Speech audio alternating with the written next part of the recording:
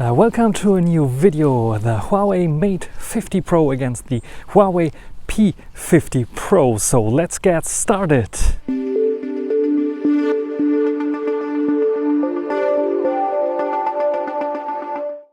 So let's check out the camera specs, and they're very similar, even though the camera bump looks completely different on the Mate 50 Pro than on the P50. But we have a 64 megapixel tele-zoom camera, 3.5 times zoom capabilities. We have a 50 megapixel main, and we have a 13 megapixel ultra wide angle. The P50 Pro, however, also features a monochrome sensor with 40 megapixels that the Mate 50 Pro doesn't have. The bottom left sensor here on the Mate 50 Pro is just like, I think, a color or light sensor or something. It's not a camera sensor at all. So these are the specs, and when it comes to the front-facing camera, we have a 13 megapixel shooter on both with a wide angle field of view, but the P50 Pro has autofocus where the Mate 50 Pro misses this feature. And I think we start off with the front-facing video. So this is now the P50 Pro's front-facing video with autofocus 4K 30 frames per second. You can also go 4K 60. It's a little bit overblown in the background because we have the sun directly there. Now it should be a little bit better here.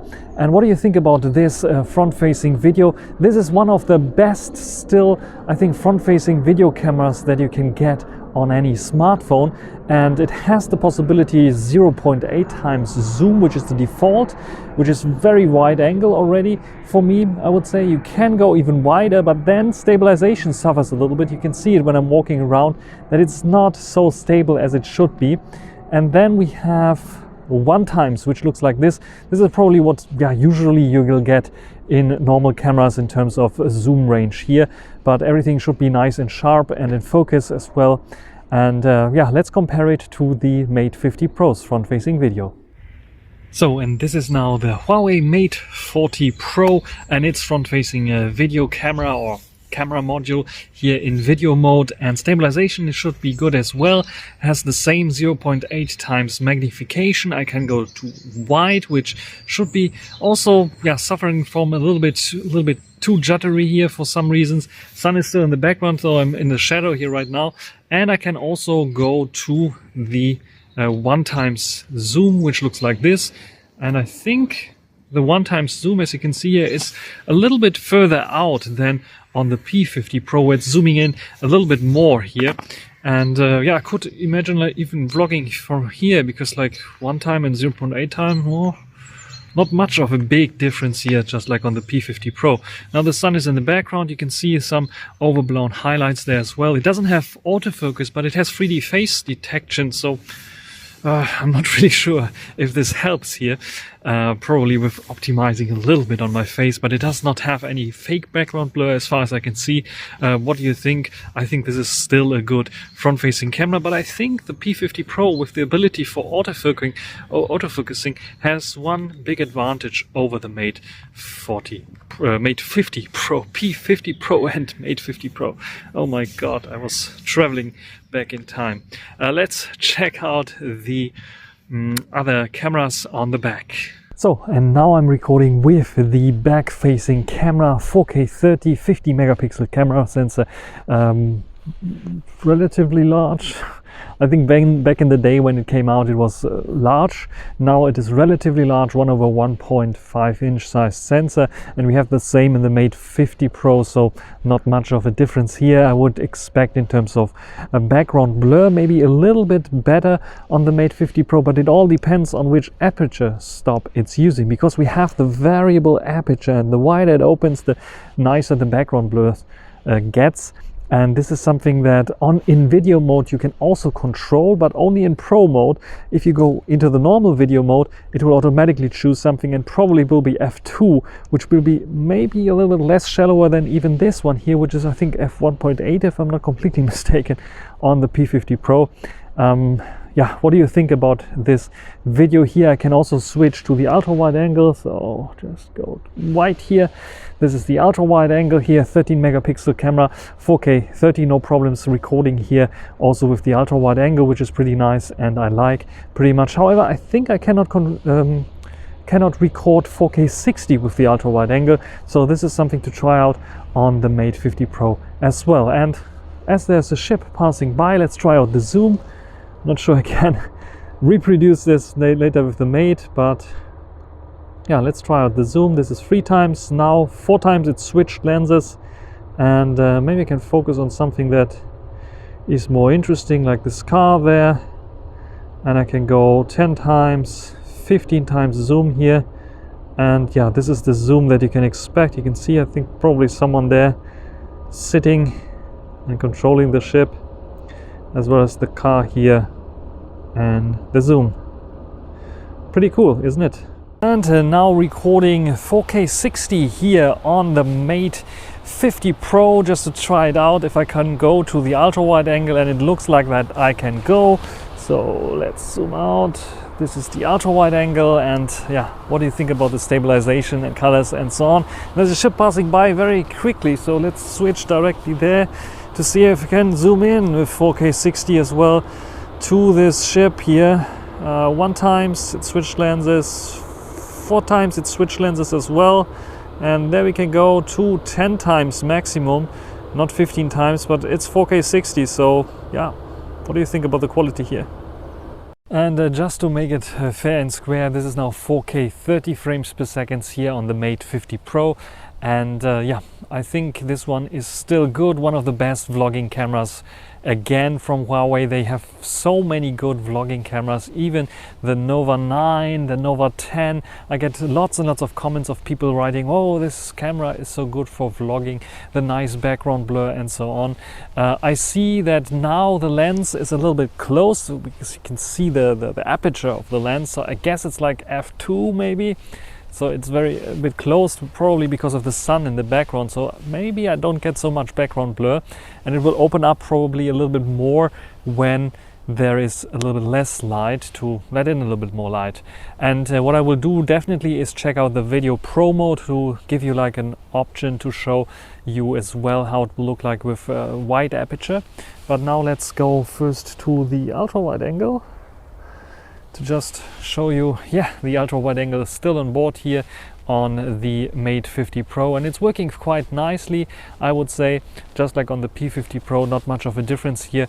So if you were coming from a P50 Pro, I don't see much of a reason right now to switch to the Mate 50 Pro. Let's try out the zoom, because we had 15 times zoom at 4K 30 before on the P50 Pro, and now 4K 30 on the Mate 50 Pro.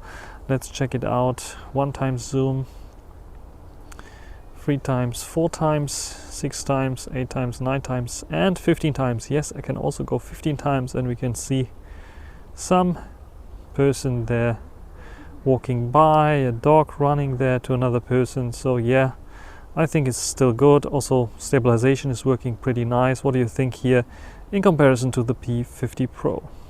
So, and now we're recording with f1.4 on the main lens to get a little bit more of creamy background bokeh. Probably my nose is in focus, maybe my eyes, I'm not sure, and the rest might be out of focus already. So this is one of the specialties. You can switch the focus, and in Pro mode, however, not in the normal video mode, where I think it is defaulting to f2, maybe only in dark conditions, going then down a little bit. So what I can do here right now is switch the f-stop number. During the fly, during recording, I can go, for example, to f2, which we had before. I think in terms of, yeah, it looks pretty much what we had before in terms of how it looked like before in normal video mode. And I can go even further down if you want a more like camcorder look. What I can go to is the maximum of f4. So this is now f4. I see the aperture opening, the aperture blades closing up quite a little bit, and now the background blur should be far less. And yeah, this is how this works like. I would want this to work a little bit more in automatic mode, where it can automatically switch the aperture, just like on a normal camera. I have an aperture priority mode, for example, where I can set the aperture to what I want. I know that during the recording here, when I switch the aperture, you might see maybe a little bit of flickering going on. I'm not sure. Let's go to, because I can switch between f4, 3.5, 3.2, 2.8, 2.5, 2.2, 2, 1.8 and 1.6. Let's check out f1.6, which is slightly bit more closed. I can see it here, so it's a real aperture that's closing. It's not only software here, switching between 2 or 3 different versions of the aperture. You can see it's slightly bit more closed than f1.4, but a bit more open than f2. For sure. So yeah, it has this variable aperture, which is, I think, a very cool technology here.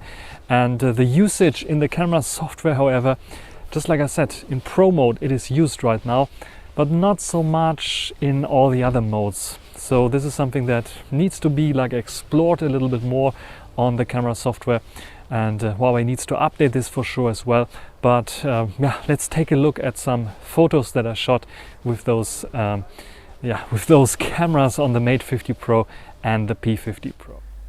Let's talk photos quickly on the Mate 50 Pro, always on the left, and the P50 Pro always on the right. We can clearly see a little bit more blue here, I think, and a bit more details on the P50 Pro, where it's a bit pixelated on the Mate 50 Pro. There's a low light shot at 3.5 times zoom, and we can also clear this pixelation here as well. You can clearly see the P50 Pro looks almost like a it looks like an optical zoom, where the Mate 50 Pro has some processing going on, which is like a bit worse. 10 times zoom, the same thing, a little bit more processed, a little bit clearer, a lot clearer on the P50 Pro. So the P50 Pro is better in low light zoom photography. Color difference, we can see the floor here is a bit more punchy. The color here, the orange, a bit more punchy. Less punchy on the Mate 50 Pro. The Mate 50 Pro, however, I checked it 2 times, has the more accurate color, because this is the color of my floor and not this kind of too punchy yellow orange kind of color. Low light photography, a little bit lower light. You can see the P50 Pro is struggling. The Mate 50 Pro has a little bit more light here, but it's also having some color noise. As you can see, some blue kind of things going on that I don't see so much here on the P50 Pro. When it comes to details level and so on, as it's brighter, the Mate 50 Pro wins here in this case.